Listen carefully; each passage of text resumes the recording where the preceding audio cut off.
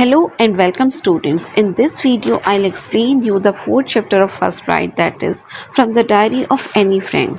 First of all, I'll give you some information about the author of the story. Annie Frank was born on 12th June 1929 in Frankfurt, Germany. The Franks were liberal Jews and did not observe all the customs and traditions of Judaism. They lived in an assimilated community of Jewish and non-Jewish citizens of various religions.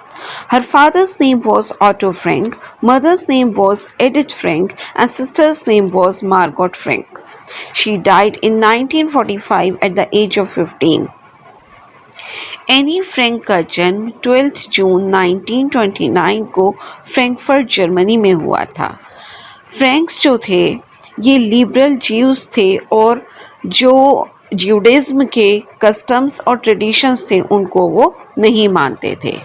वो एक assimilated community में रहते थे Jewish और non Jewish citizens की, जो कि विभिन्न धर्मों को मानने वाले थे। उनके फादर का नाम ऑटो फ्रैंक, मदर का नाम एडिथ फ्रैंक और उनकी सिस्टर का नाम मार्गोट फ्रैंक था। उनकी मृत्यु 1945 में 15 साल की उम्र में हुई। Now students, I'll tell you the theme of the story. Keeping and writing diary is like having a good friend. No doubt paper has more patience than people. Annie's diary named Kitty was her good friend with whom she shared her daily life incidents and her feelings. Annie Frank was a German-born Jewish girl.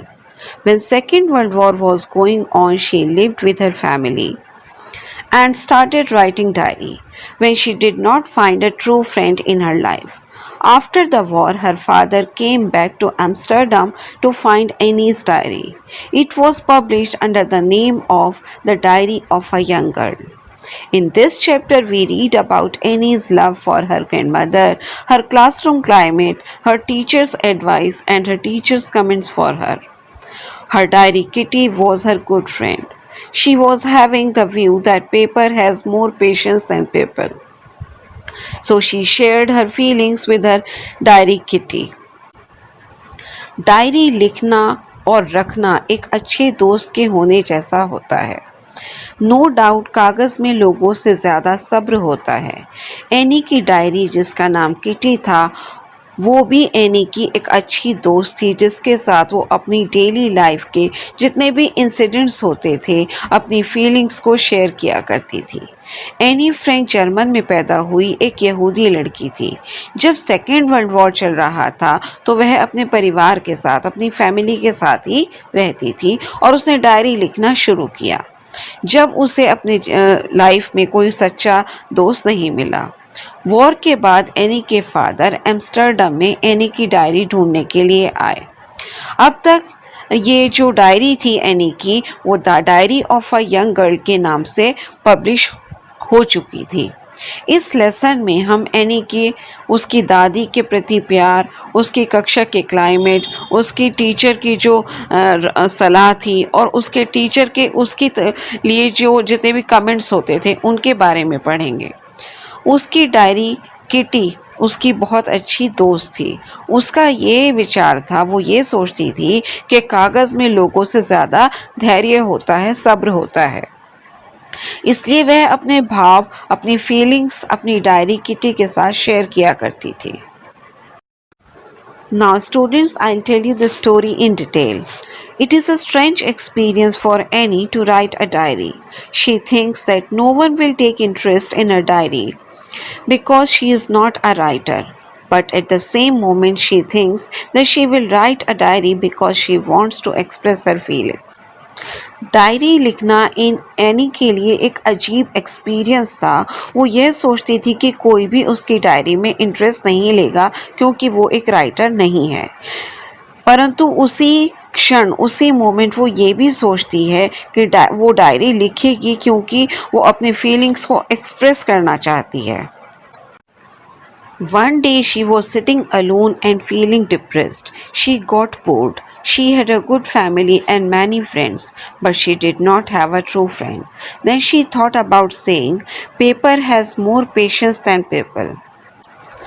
एक दिन वह अकेली बैठी थी और बहुत ज़्यादा upset थी, बहुत ज़्यादा उदास महसूस कर रही थी। वो ऊब चुकी थी।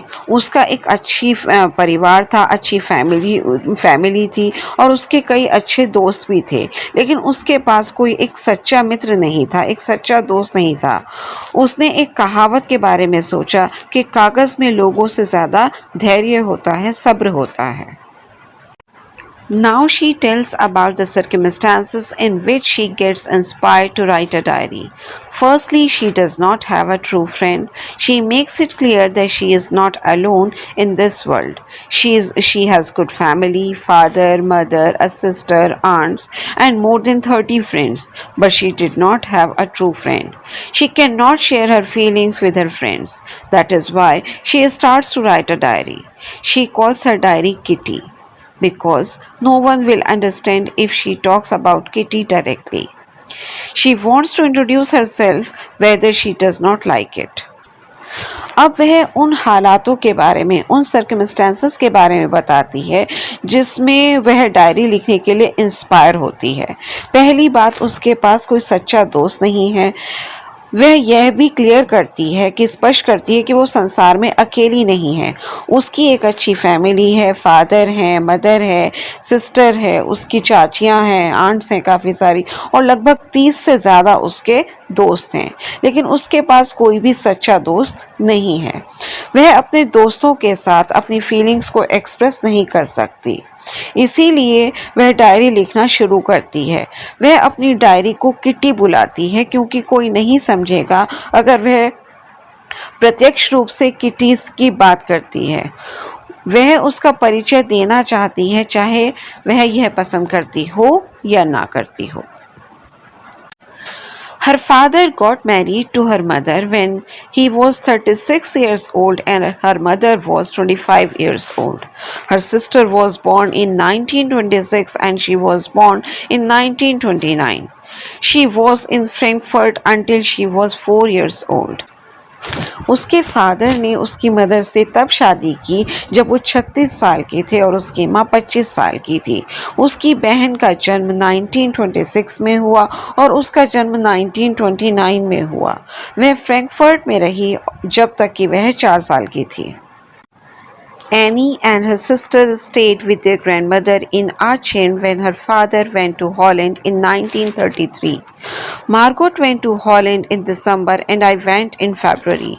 Annie was sent to Montessori Nursery School.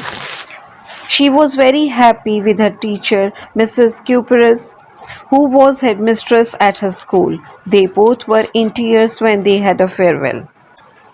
Any और उसकी बहन आचेन में उनकी दादी के साथ रहीं जब उनके फादर 1933 में हॉलैंड गए। मार्गरेट दिसंबर में हॉलैंड गई और मैं फरवरी में। एनी को मॉन्टेसरी नर्सरी स्कूल में भेजा गया। वह अपनी टीचर मिसेस क्यूप्रस, जो कि स्कूल की मुख्य अध्यापिका थी, हेडमिस्ट्रेस थी, उन्हें बहुत पसंद करती थी, उनसे बहुत खुश थी। उन दोनों की आंखों में आंसू थे जब उन्होंने एक दूसरे से विदा ली। In 1941, her grandma fell ill, so she could not celebrate her birthday. Her grandma died in 1942. She loved her grandmother a lot, so she lit a candle for her grandmother also in the celebration of her birthday in 1942. 1941 में उसकी दादी माँ बीमार पड़ गई, इसलिए वो अपना बर्थडे सेलिब्रेट नहीं कर सकी। उसकी दादी की डेथ 1942 में हुई और वह अपनी दादी को बहुत ज़्यादा प्यार करती थी, इसलिए उसने 1942 में अपने बर्थडे के सेलिब्रेशन पर अपनी दादी के लिए भी एक कैंडल जलाई। She told us about the day of result declaration. All the students were very much worried about their results. They all were having bets with one another who would pass and who would not. She thought that the teachers were the most unpredictable creature on the earth. But Annie was not worried about herself and her girlfriends. She knew that they would pass. But she was not sure about maths. They could do nothing except convincing each other not to lose heart.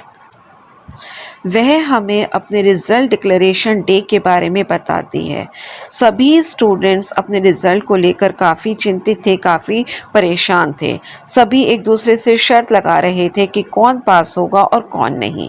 उसने सोचा कि teachers इस धरती पर सबसे अधिक ऐसे प्राणी हैं जिनके बारे में भविष्यवाणी नहीं की जा सकती, जिनके बारे में कोई प्रेडिक्शन नहीं की जा सकती।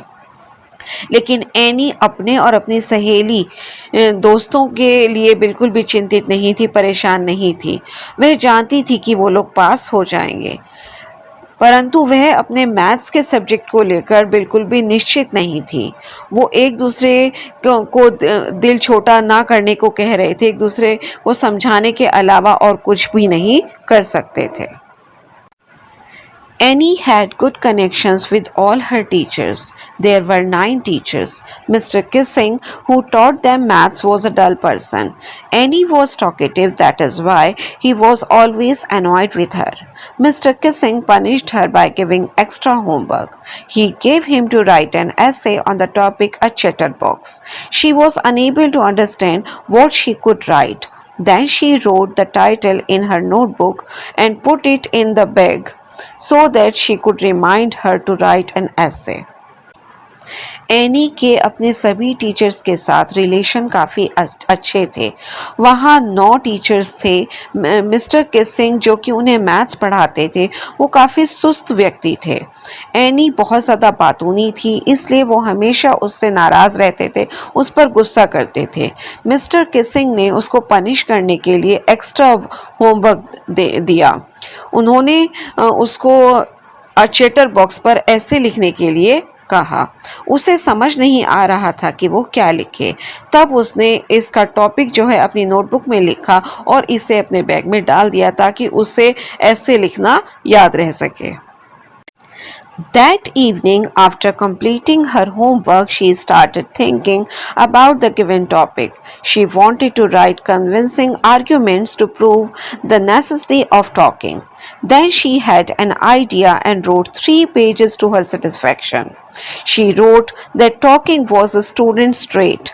Her mother was also talkative. She inherited this trait from her mother. उस शाम उसने अपना होमवर्क पूरा करने के बाद उसको दिए गए टॉपिक के बारे में सोचना शुरू किया। वह बोलने की ज़रूरत को अच्छे तर्कों के द्वारा यानी कि अच्छे आर्ग्यूमेंट्स के थ्रू समझाना चाहती थी। तब उसे एक विचार आया, एक आइडिया आया और अपने सेटिस्फेक्शन के लिए उसने 3 पेज लिख डाले। उसने लिखा कि बोलना विद्यार्थी का गुण है, बोलना स्टूडेंट का एक ट्रेट है, गुण है, और उसकी माँ भी बातूनी थी और यह गुण उसको उसकी माँ से ही मिला है। Mr. Kissing read it and laughed a lot. She decided to keep quiet, but she did not stop talking. Then Mr. Kissing gave her another topic to write an essay on, an incorrigible chatterbox. Then Annie did not talk for 2 lessons, but in the 3rd lesson she again started talking.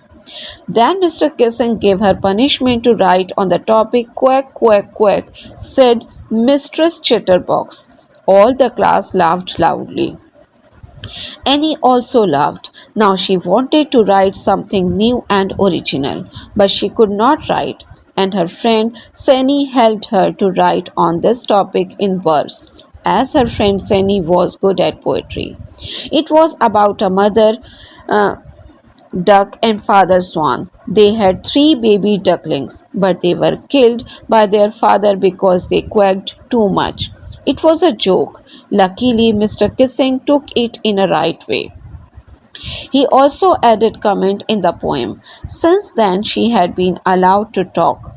She had not been given extra homework. Mr. Kissing too started making jokes in the class. Mister Keesing ने इसे पढ़ा और वो ज़ोर ज़ोर से हंसे। उसने चुप रहने का फैसला लिया, लेकिन उसने बातें करना बंद नहीं किया। तब मिस्टर किसिंग ने उसे एक और टॉपिक पर ऐसे लिखने को दिया, एन इनकरेजेबल चैटर बॉक्स पर। तब एनी ने 2 लेसन तक बात नहीं की, लेकिन तीसरे लेसन में उसने दोबारा बोलना शुरू कर दिया। तब मिस्टर किसिंग ने उसे पनिशमेंट दिया कि वो quack quack quack said mistress chatter box पर ऐसे लिखे। पूरी क्लास ज़ोर ज़ोर से हंसने लगी, एनी भी हंसी।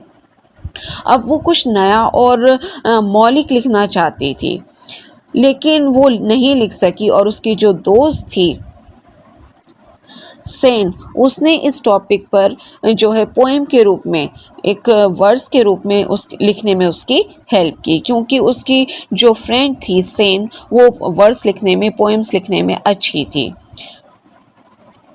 यह एक बत्तख माँ और एक हंस पिता के बारे में थी। उनके 3 बच्चे थे, लेकिन उनके पिता ने उन्हें मार दिया क्योंकि वो बहुत ज़्यादा शोर करते थे। यह एक मजाक था।